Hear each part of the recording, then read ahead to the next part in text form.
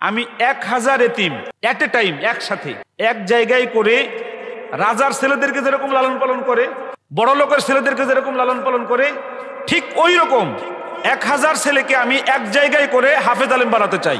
এই এলাকায় যদি এরকম কোনো ছেলে থাকে 5 বছর 7 বছর 10 বছর 12 বছরের, যাদের পিতামাতা মারা গিয়েছে, কিচ্ছু লাগবে না, শুধু আমাকে একটা ফোন দিবেন, আমি আর রায়হান নিজে এসে ওই ছেলেকে নিয়ে যাব। 10 বছর 12 বছর 15 বছর যা লাগে, এই এত বছর তাকে কাপড় চাপড় দেব, চিকিৎসা করাবো, তাকে মানুষের মতো মানুষ করার জন্য যা যা করার দরকার তাই তাই করবো ইনশাল্লাহ। 250 একদম মৃত্যু সার্টিফিকেট দাঁড়িয়ে এতিম যাদের পিতা মাতা মারা গিয়েছে, এদেরকে আপনাদের নেক দোয়ায় সম্পূর্ণ ফ্রিতে পড়াই, বলেন আলহামদুলিল্লাহ। একদম সম্পূর্ণ ফ্রিতে। খাওয়া দাওয়া কি খাওয়াই? প্রিমিয়াম মিনিকেট চাউলের ভাত খাওয়াই, প্রতিদিন একবার মাংস খাওয়াই, 100 গ্রাম একজনকে প্রতিদিন একবার। জোরে বলেন আলহামদুলিল্লাহ। আমি কেন খাওয়াই? এই 250 এতিমকে আমি কেন একত্রিত করে এক জায়গায় খাওয়াচ্ছি ফ্রি? পৃথিবীর কোনো মানুষ, আমার ভাই বলছে এটা সঠিক, এই পৃথিবীর কোনো মানুষের কাছে আমি এই 250 এতিমকে লালন পালন করতে আমি পৃথিবীর কোনো মানুষের কাছে টাকা চেয়েছি, এই পৃথিবীর কোনো মানুষ বলতে পারবে না। জাকাতের টাকা আমাকে দিতে পারছে এই এতিমদেরকে পালতে, আমাকে জোর করে দিতে পারছে, এটাও কেউ বলতে পারবে না। জোরে বলেন আল্লাহু আকবার, আরো জোরে বলেন আল্লাহু আকবার। আমি কেন এরকম ফ্রি পড়াচ্ছি? টাকাটা তো আমার, এই টাকাগুলো কিন্তু আমার। আমি গওহরডাঙ্গা মাদ্রাসা আল্লামা শামসুল হক, বলেন আল্লামা শামসুল হক, নাম শুনছেন না? ফরিদপুরি রহমতুল্লাহ, উনার মাদ্রাসায় আমি 8 বছর পড়েছি, ফ্রি খানা খাইছি। আমার বাবার এই টাকা ছিল না, যেই টাকা দিয়ে আমাকে টাকা দিয়ে পড়াবেন। আমার এই যে আজকে লজিংওয়ালারা এখানে আসছে, আপনারা শুনে খুশি হবেন, কঠিন কিয়ামতের দিবসে এই ভিডিওগুলো ওনাদেরকে আল্লাহ রাব্বুল আলামিন দেখাবে। জোরে বলেন আল্লাহু আকবার। এই যাদের বাড়ি লজিং আছে, আপনাদের বাড়ি লজিং খাওয়াচ্ছেন, আপনারা যে কি করতেছেন এটা আপনারা নিজেরা কল্পনাও করতে পারতেছেন না, যে আপনার বাড়ি খেয়ে একটা ছেলে হাফেজ হয়ে ওই ছেলেটা আগামী 20 বছর পরে এই দেশের সবচেয়ে বড় বক্তা হবে। ঠিক না বে ঠিক? জোরে বলেন ঠিক না বে ঠিক? আমি গওহরডাঙ্গা মাদ্রাসায় যদি আমাকে ফ্রি না খাওয়াতো, আমি জামিউল উলুম মাদ্রাসায় পড়েছি ঢাকার, এখানে যদি আমাকে ফ্রি না খাওয়াতো, তাহলে আমি কাইয়ুমুল্লাহ লেখাপড়া করতে পারতাম। কারণ আমার বাবার এইখানে আমি দেখছি একজন বাবা পূজা হয়ে গেছে কাজ করতে করতে, এই যে এখানে শেষ যে 4 নম্বরের ছেলেটা পাগড়ি নিল, ওর বাবা এরকম পূজা হয়ে গেছে কাজ করতে করতে, বলেন আল্লাহু আকবার। আমাদের এই বাবাদের সামর্থ্য নাই যে আমাদেরকে মাসে 10,000 টাকা খরচ করে, আমার মাদ্রাসায় সর্বনিম্ন বেতন 12,000 টাকা মাসে। যদি শুধু এসে যেয়ে পড়ে, খাবে না, খালি বাসার থেকে এসে যেয়ে পড়বে 6,000 টাকা বেতন। কত টাকা বেতন? সর্বনিম্ন বেতন 12,000 টাকা। সেখানে আমি 250 এতিমকে আমি ফ্রি পড়াই, একটা উদ্দেশ্য শুধু, আমি কাইয়ুমুল্লাহ যেরকম ফ্রি খেয়ে কাইয়ুমুল্লাহ হয়েছি, আমার হাতে যেন এরকম, ভাই আমার হাতে যেন এরকম 1000 কাইয়ুমুল্লাহ তৈরি হয়, বলেন আল্লাহু আকবার, বলেন আমিন। আমি আপনাদের দাওয়াত দিচ্ছি, এই এলাকায় যদি এরকম কোনো ছেলে থাকে 5 বছর 7 বছর 10 বছর 12 বছরের, যাদের পিতা মাতা মারা গিয়েছে, কিচ্ছু লাগবে না, শুধু আমাকে একটা ফোন দিবেন, আমি আর রায়হান নিজে এসে ওই ছেলেকে নিয়ে যাব। 10 বছর 12 বছর 15 বছর যা লাগে, এই এত বছর তাকে কাপড় চাপড় দেব, চিকিৎসা করাবো, তাকে মানুষের মতো মানুষ করার জন্য যা যা করার দরকার তাই তাই করবো ইনশাল্লাহ, বলেন ইনশাল্লাহ। আর যদি একজন মারা যায় পিতামাতার, তাহলে অর্ধেক খরচ ফ্রি। অর্ধেক কেন নেই? আমি তো কালেকশন করি না, আমার তো এই টাকা থেকে যেটা লাভ হয় সেই লাভের 40% টাকা আমি এই এতিমদের পিছনে খরচ করি। আল্লাহু আকবার বলেন। আমি 1500 টাকা বেতন পেয়েছি 2005 সালের সেপ্টেম্বরের 13 তারিখে, প্রথম চাকরির প্রথম মাসের বেতন 1500 টাকা। এই 1500 টাকার মানুষটাকে আল্লাহ রাব্বুল আলামিন এই কোরআন এমন মর্যাদা দিয়েছে, এমন সম্মান দিয়েছে, এমন বরকত দিয়েছে যে এই 1500 টাকার লোকটা আমার কর্মচারীদেরকে 245 জন কর্মচারী 28,50,000 টাকা গত মাসে আমি বেতন দিয়েছি। বলেন আল্লাহু আকবার। এটা কিসের বরকতে হয়েছে? কোরআনের। জোরে বলেন কিসের বরকতে? আর আমি বিশ্বাস করি যে এতিমদেরকে যে আমি ভালোবাসি, এদেরকে যে আমি সহযোগিতা করি, এই কারণে আল্লাহ রাব্বুল আলামিন আমার জীবনের সকল বরকতের দরজা খুলে দিয়েছে। ঠিক না বেঠিক? জোরে বলেন ঠিক না বেঠিক? এজন্য আপনাদের কাছে আমার বিনীত আরজ, এক বেলার খানা আছে, ঘরে আপনার সদস্য 5 জন, এই মাদ্রাসা যেহেতু আছে, ওই এক বেলার খানা যেন মাদ্রাসার কোনো ছাত্র ছাড়া আপনার ঘরে না খাওয়া হয়। ইনশাআল্লাহ বলবেন না? তাহলে আপনার ঘরে বরকত আসবে। আমি একটা ছোট্ট ঘটনা বলি। গহরডাঙ্গা মাদ্রাসায় আমি লজিং ছিলাম একজন ভ্যানওয়ালার বাড়িতে। ওনার 7টা ছেলে মেয়ে ছিল। তা আমি 6 মাস যাওয়ার পরে একদিন দুপুরে আমি গেছি, আমার কাছে মনে হলো খাবার পাক করে নাই, পাশের কোনো ঘর থেকে খাবারটা চেয়ে এনে আমাকে দিয়েছে। তখন আমি ছোট, তারপর এতটুক বুঝ হয়েছে যে এই খাবারটা আমার খাওয়া ঠিক না। এই ছোট ছোট ছেলেরা ঘুরতেছে, আমি ডাক দিছে, এদিকে আসো, খাইছো? কয় খাইছেন, মিশা কথা বলবো না। কয় আম্মু না করছে। বলেন আল্লাহু আকবার। আমি কইছি তোমরা খাও। কয় আম্মু মারবে। আমি কইছি মারবে না, তোমরা খাও। খাবারের পরে আমি রাত্রেবেলা যে আমি বলতেছি, কাকা যদি বেয়াদবি না আনেন একটা কথা বলি, আপনাদের মনে এখন সমস্যা যাচ্ছে, আমি কিছুদিন বোর্ডিংয়ে খাই, আপনাদের সমস্যা মিটলে তারপরে আবার আমি এসে লজিংয়ে খাবো আপনাদের বাড়ি। এই ভ্যান চালক কি উত্তর দিয়েছে জানেন? শামসুল হক ফরিদপুরি কি এমনি এমনি হয়েছে? এই ভ্যান চালক বাবা যে আমাকে বলতেছে যে বাজান তুমি কি মনে করো যে আমরা না খেয়ে থাকি সবাই? আমি বললাম না না। বলতেছে আমার বিশ্বাস আল্লাহ তোমার কারণে আমাদেরকে খাওয়ায়। বলেন আল্লাহু আকবার। জোরে বলেন আল্লাহু আকবার। এই মাদ্রাসা গওহরডাঙ্গা মাদ্রাসারই একটা অংশ, এই মাদ্রাসা দেওবন্দ মাদ্রাসার একটা অংশ, এই মাদ্রাসা মসজিদে নববীর একটা অংশ। জোরে বলেন ঠিক না বেঠিক? সুতরাং এই মাদ্রাসার এতিম ছাত্রদেরকে যদি আপনি ভালোবাসেন, আজকে দেখেন 1000 টাকা রায়হান দিয়েছে, উদ্দেশ্য এখানে শরীক থাকলাম আমরা, এই মাদ্রাসার সঙ্গে আমরা একত্রতা ঘোষণা করলাম যে এই মাদ্রাসার সাথে আমরা আছি।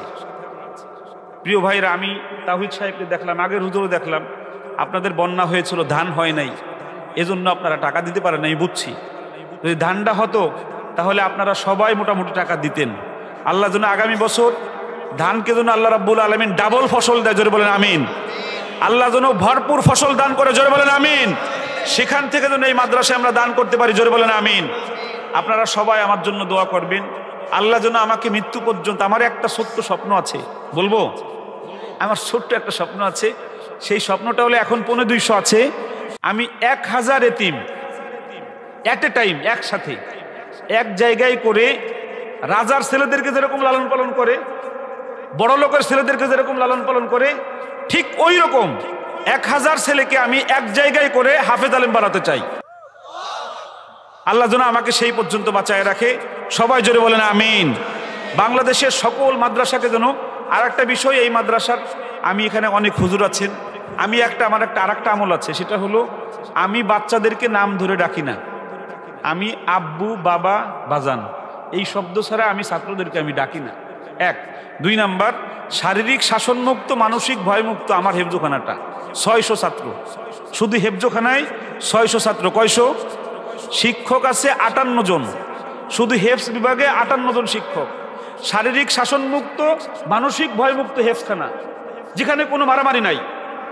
বাচ্চাদেরকে শুধুমাত্র যদি বলি, আমি আল্লাহর কসম করে বলছি, আমার ছাত্র কোনো অন্যায় করেছে, আমি যদি বলি আব্বা আমি খুব কষ্ট পেয়েছি, আমার 99% ছাত্ররা সাথে সাথে কান্না করে, শুধু আমার এতটুক কথায়। আপনারা দোয়া করবেন বাংলাদেশের প্রত্যেকটা কওমি মাদ্রাসা যেন এই উসুলে ওঠে যে শারীরিক শাসনমুক্ত, মানসিক ভয়মুক্ত মাদ্রাসা। তাহলে যেটা হবে যে মাদ্রাসায় ছাত্র, কোন মাদ্রাসায় ছাত্র জায়গা দিতে পারবে না, ঠিক না ঠিক? আমার এই এক বক্তব্যের কারণে ভারত থেকে 18 জন ছাত্র আমার মাদ্রাসায় পড়ে, ইন্ডিয়া থেকে আসে, লন্ডন থেকে, আমেরিকা থেকে, ইটালি থেকে, এই দুবাই থেকে, সব দেশ থেকে ছেলেরা আমার এখানে আসতেছে। কেন? তারা বলে যে আপনি শারীরিক শাসনমুক্ত, মানসিক ভয়মুক্ত মাদ্রাসা কিভাবে হয় আমরা দেখতে চাই। রাসূলুল্লাহ সাল্লাল্লাহু আলাইহি ওয়াসাল্লামের 63 বছরের জীবনে হযরত এই যে আছে, উনি বড় আলেম, ওনার উপস্থাপনা আমি বুঝেছি।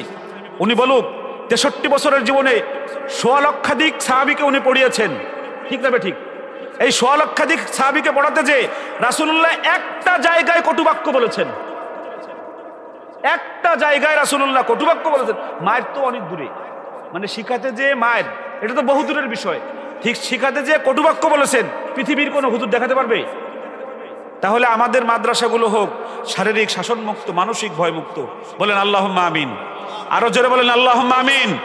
আরো চিৎকার মেরে বলেন আল্লাহুম্মা আমিন। ঢাকায় যারা এখান থেকে কাজে যাবেন, আমার মাদ্রাসা তাদের জন্য মেহমানখানা।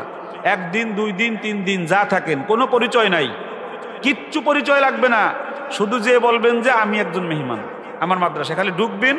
আমি না থাকলেও কোনো সমস্যা নাই, আপনি মেহমান, আপনাকে যথাযোগ্য মর্যাদা ইনশাল্লাহ আমরা রাখব। আল্লাহ সবার ভালোবাসা নিয়ে এই দুনিয়া থেকে আমাদেরকে যাওয়ার তৌফিক দান করুক। বলেন আমিন। আমি কোনো ওয়াজ করেছি? আমি শুধু আপনাদেরকে কিছু আমল বলেছি। যাদের বাড়ি লজিং নেই, কে কে লজিং রাখবেন ইনশাল্লাহ? সবাই হাত তুলেন একসাথে, বলেন ইনশাল্লাহ। আরো জোরে বলেন ইনশাল্লাহ। হাত নামান। আমি আপনাদের সাথে নিয়ে একটা নাতে রাসূল গাই, এরপরে শেষ। গাইবেন আমার সাথে? এই মুরব্বিও গাইতে পারবে, দেখবেন আমি শুরু করলেই উনি শুরু করে দিচ্ছি। তাহলে যারা যুবক আছেন একটু নাচে গাইতে পারবেন না?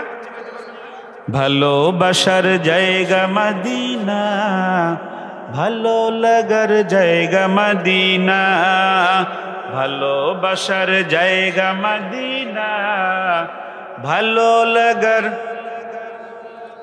এই চশমাওয়ালা আব্বা বলেন না কেন? আব্বা কি দোষ করছি আমি? একটু বলেন, আপনি বললে ফাটতে যাবে। হ্যাঁ সবাই জোরে বলেন, ভালোবাসার জায়গা মদিনা, ভালো লাগার জায়গা মদিনা। বলো না ভালোবাসার, ভালো লাগার জায়গা মদিনা। এত সুন্দর জায়গা কোথাও দেখি না, এত সুন্দর জায়গা কোথাও দেখি না। সাজিয়েছেন দয়াল রব্বানা ভালো লাগার। আচ্ছা, রাসূলের গান গাইতে ভালো লাগে না কার কার? তাহলে আপনারা যেই পুতানু বলা বলতেছেন, এটা তো ভালোবাসার গান হতে পারে না, ঠিক না বেঠিক? তাহলে জোরে বলেন, ভালোবাসার জায়গা মদিনা, ভালো লাগার। মদিনা শরীফে নূরের খাজিনা, ঠিক না বেঠিক? মদিনা শরীফে নূরের খাজিনা, আশিক ছাড়া অন্য বুঝে না। ভালো লাগার জায়গা মদিনা, ভালোবাসার জায়গা মদিনা, ভালো লাগার। যতই দুরুদ পড়ি তৃপ্তি মিটে না, যতই দুরুদ পড়ি তৃপ্তি মিটে না। সুন্নতে অশান্তি থাকে না, ভালো লাগার। ভালোবাসার জায়গা মদিনা, ভালো লাগার জায়গা মদিনা। একদিন কবর যাব কেউ তো যাবে না, একদিন কবর যাব কেউ তো যাবে না। যাবে আমার শাহে মদিনা, ভালো লাগার জায়গা মদিনা, ভালোবাসার জায়গা মদিনা, ভালো লাগার। আমার জীবনে অনেক বেশি গুনাহ, আমার জীবনে অনেক বেশি গুনাহ।